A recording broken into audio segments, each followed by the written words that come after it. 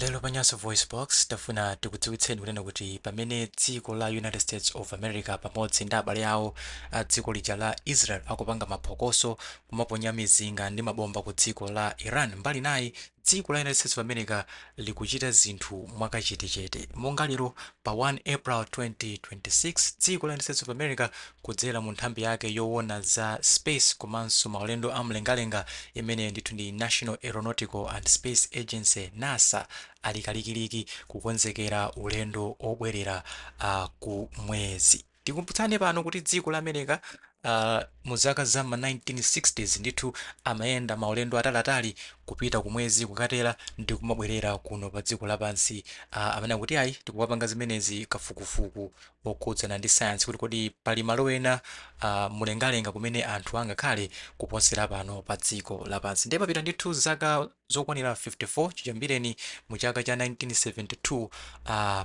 bungwe limene lili la NASA osatumizapo munthu kupita ku mwezi. Ndipo lero pa 1 April 2026 pamene nthawi idzikhala kuti ndi 26 minutes to 7 Eastern Standard Time, nthawi ya ku America, imene kwathu kuno ikhale 26 minutes to 2 AM pa 2 April 2026.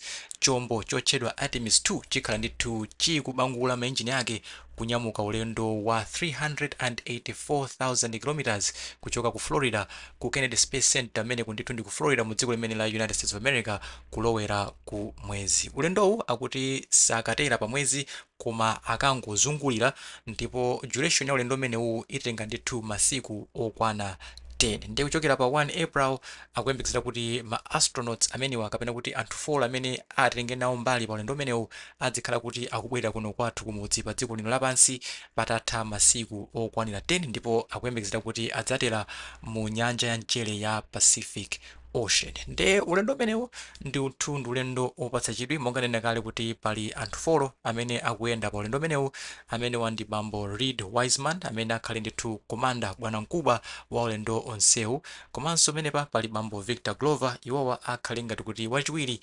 othandizira kuyendetsa ulendo umenewu. Ndipo menepanso pakhala mayi Christina Koch amene wandi mission specialist, komanso bambo Jeremy Hansen amene nso ndi mission specialist. Chimene tikufuna tiuzani apa nchonena kuti ulendo umenewu ndi ulendo ndithu opatsa chidwi. Number 1, ulendo opita ku mwezi si ulendo wamasewera, monga nekale ndi ulendo wa 384 kilometers. Munthu ukhoza kupita ku Blantyre nkubwera ku Lilongwe, nkupitanso kubwera ku Lilongwe, kupitanso kubwera ku Lilongwe, okwana ka 5, koma peze kuti munthuwe sudakafikebe ku mwezi. Ndi ulendo umenewu ndithu ndi ulendo wautali komanso ulendo chifukwa kuti mulengalenga ukadutsa makilomita ena ake amazeka kuti mpweya kapena kuti oxygen amene ife anthu timapuma sapezekanso kumwezi. Komanso zambiri zimene ndithu matupi athu ngati anthu tidazolowera pano pa dziko lapansi zimapezeka kuti kumulengalenga zimene zimakhala zovuta, zimene zimapangitsa kuti moyo umakhala kuti china chake changochitika kantchito kang'ono kamakhala kuti it's a life and death situation. Ndi ulendo umenewu ndithu ndi ulendo ochititsa chidwi kuti zinthu zonsezi ndizokuti NASA is taking a risk after 54 years kuti tinyambenso kutumiza anthu kupita pa ulendo umenewu wautali komanso opsa opita ku mwezi. Komabe pali zinthu zina zimene tikhoza kumasangalala ngati anthu kwena kuti kakhala koyamba kumuona munthu wachizimayi akunyamuka pa ulendo ngati umenewu, ulendo ochititsa chidwi opita ku mwezi. Chifukwa chokuti chambire ni maulendo opita ku mwezi sipadapezekeko mzimayi amene adayenda kupita ulendo opita ku mwezi. Timamva kuti mwina kula azimayi amene amapita ku International Space Station.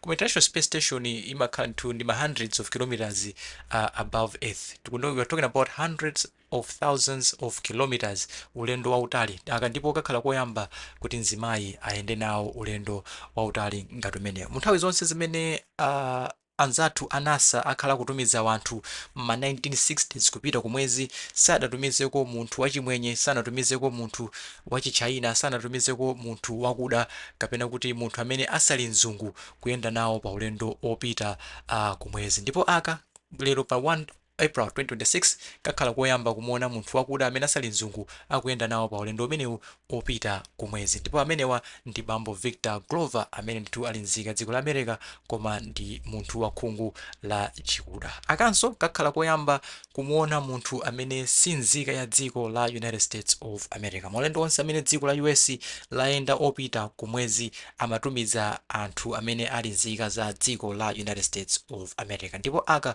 kakhala koyamba kumuona munthu amene si nzika dziko la America, bambo Jeremy Hansen omwe kwawo ndi Canada akunyamuka nawo pa ulendo opita ku mwezi. Ndikumafunsa anthu kuti chifukwa chani dziko la America likuchita chidwi chotumiza anthu kupita kumwezi, kuti kumeneko dziko la America lufuna chiyani? Ndi zambiri zofuna kumwezi ndi zambiri, koma zimene anena anasa ndizokuti iwo wandithu akufuna kukapanga test ma life support systems. Monga tanena kale kuti tikanyamuka ulendo opita mlengalenga pamafika level ina yake imene matupi athu amakhala kuti sadazolowere mpweya wa mlengalenga, kulibe mpweya komanso mphepo zina kumeneko zimaomba mosiyana ndi mmene zimaombera pano pa dziko lapansi. Ndi ulendo umene ukhala ndithu kupanga test kuti mashini kandi zakudya komanso zina zotero zikuti zimene zingathandize munthu kupanga survive atakhala kuti wachoka pano pa dziko lapansi ndi kusankha chisankho chokuti ine ndifuna ndikakhale kumwezi kapena kumasa, kuti ma life support systems amene wawa zinthu zimene zingatithandize kuti tizikhala moyo bwinobwino. Timaona ngati madaiva amanyamula ma oxygen tank kupita m'madzi, zonsezi zimene kuti anasa afuna kuti azikapanga test pa ulendo umene wa 10 days opita kumwezi ndi kubwerera. Komanso ulendo umenewo afuna kuti apange test chombo kuti chombo chimapanga respond bwanji tikamachiyendetsa ulendo wautali opita kumwezi ndi kubwerera. Technology ya 1972 si technology ya 2026. Masiku ano kulachita artificial intelligence, tikuona ma touch screen, technology apanga improve. Pene technology apanga improve timafuna kuti tionetsetse kuti technology yo ikugwira ntchito modalirika molimba, kuti chinthu chachitika tikhoza kuchipanga solve komanso tikhoza kuchipanga improve.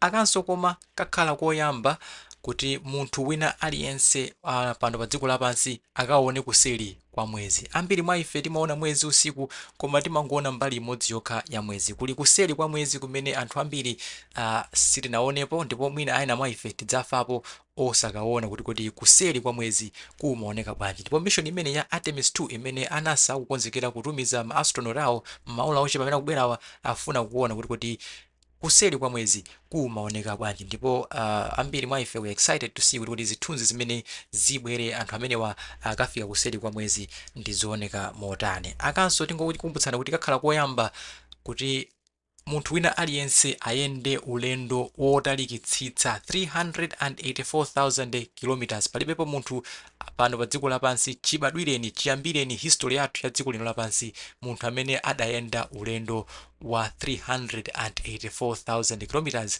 ndi kubwererako ndi moyo. Ndipo aka kakhala koyamba ngati anthu amenewa atabwerere ndi moyo kuti ayi munthu wapita kumalo the furthest any human being has ever been before. Aka ndithu kakhala koyamba 384,000 kilometers.